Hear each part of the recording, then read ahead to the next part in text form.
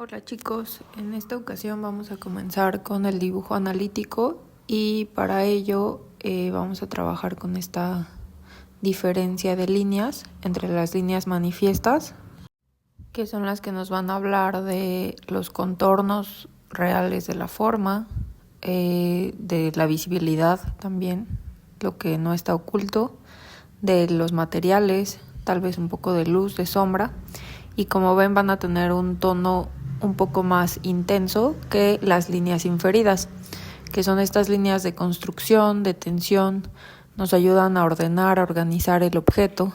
Aquí entran los ejes y otras líneas de construcción.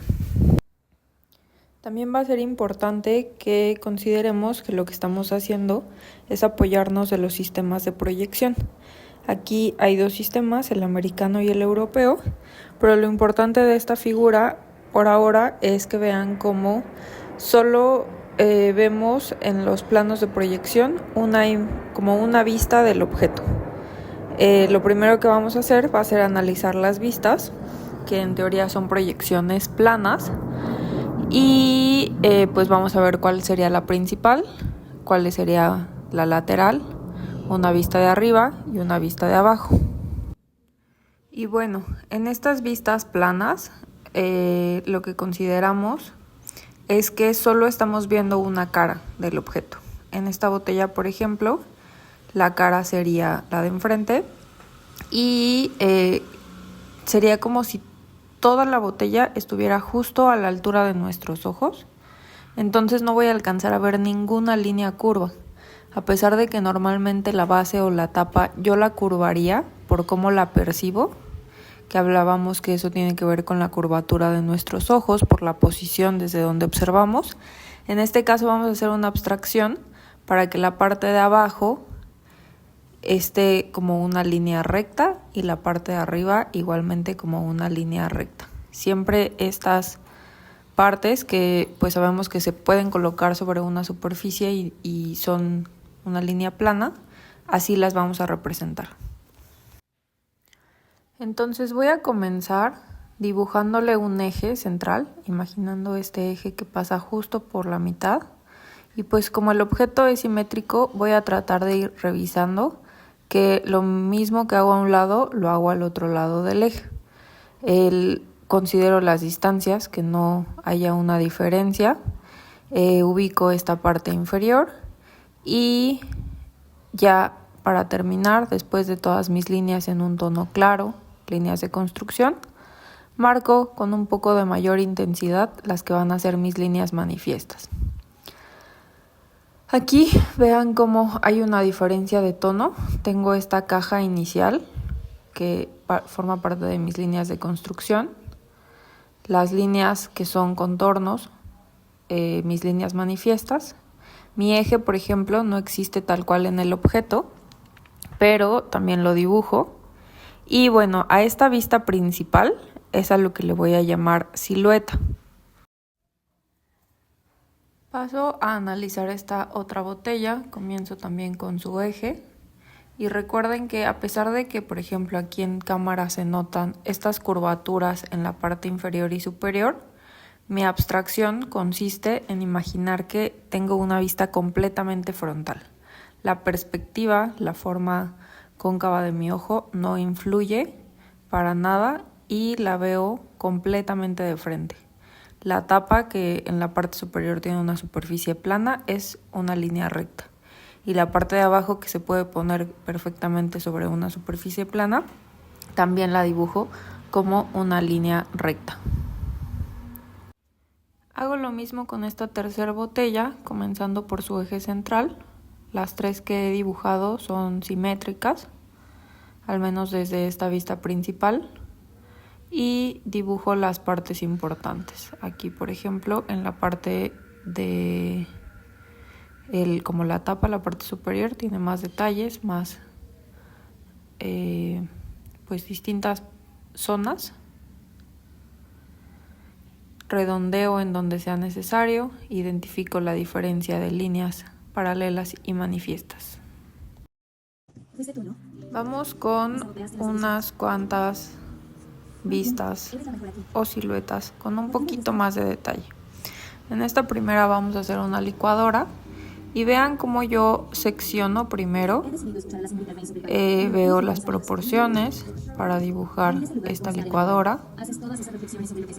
Mis líneas horizontales también les puedo llamar ejes, son ejes que me están cortando o dividiendo en partes, en secciones también se le va a llamar al objeto. Y pues están determinados por cambios importantes en la forma, ¿no? Aquí en la parte superior tengo el vaso de la licuadora, que tiene un cambio importante al tener esta reducción para colocarse sobre la base o el motor de la licuadora. Y así voy ubicando cada una de las partes. En este caso también voy a considerar el grosor del vidrio, las cuchillas de la licuadora, su tapa. También aquí me falta ponerle su asa, su agarradera del vaso. Y vean cómo parto de formas muy cuadradas, líneas rectas, que en teoría debo de ir haciendo con bastante fluidez. Y ya después redondeo de ser necesario en las esquinas o como vaya a ser mi boceto, ¿no?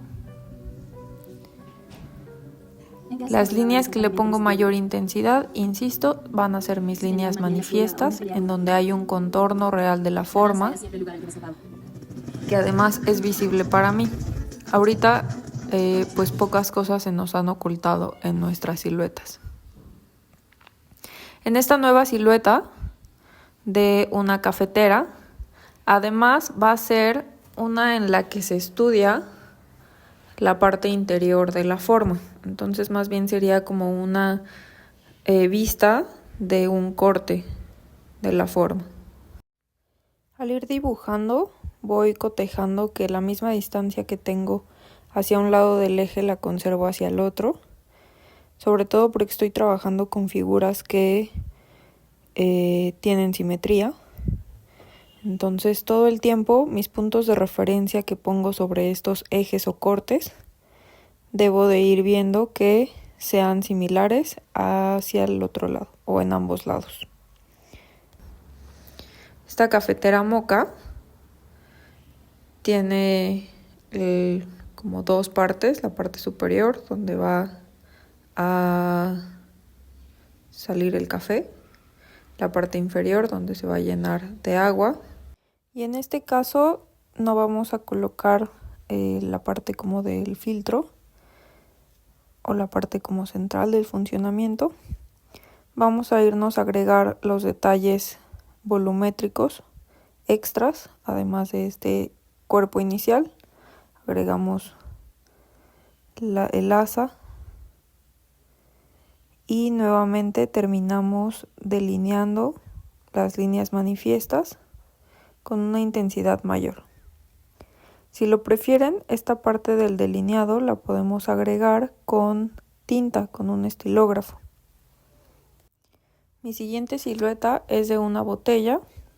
Parto de mi eje central, sigo trabajando con formas simétricas y en este caso vean cómo voy identificando cada corte según la forma. En este caso voy a tener un cuerpo principal de la botella y una tapa con detalles. Entonces hago esta caja inicial. Tomo estas marcas para referencia de la curva que va a tener. Me ayuda a identificar de qué punto a qué punto tiene que ir mi curva y facilitarme un poco que me salga igual de ambos lados, dibujarla igual. También en la parte superior de la caja y en la parte inferior puedo colocar explícitamente mis puntos de referencia para ayudarme con este trazo de curva. Vean como en la boca tengo esta ampliación y después voy hacia la tapa, que es la que tiene estos detalles como en forma de diamante o de piedra, y es en donde pues tiene como mayor detalle mi forma, mi volumen. Por último voy a hacer un florero lleno de curvas que, a diferencia de las formas anteriores que tienen cierta similitud con la caja o con esta forma cuadrada y pequeños redondeos, aquí voy a tener un poco más de dificultad. Entonces, vean cómo sobre los ejes o cortes que yo estoy haciendo, también pueden ser líneas para referencia. Hago puntos que, como les mencionaba, me van a ayudar a mantener cierta simetría, igualdad en la curva en ambos lados, y que además me sirven como punto de referencia en zonas importantes de cambio de mi curva. Por ejemplo, en la cintura y en la cadera, o en la parte más amplia de la curva y en la parte más ajustada.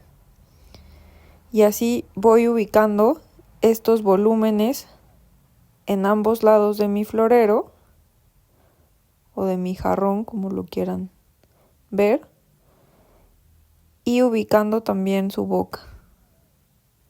Recuerden que a pesar de que es una forma que normalmente se vería curva, en la parte superior que es la boca, no me guío por la percepción, ni en la parte inferior que es la base. Las veo como líneas rectas. Y bueno, esto es a lo que yo llamaría siluetas, la vista principal de los objetos en su estudio a través del dibujo analítico.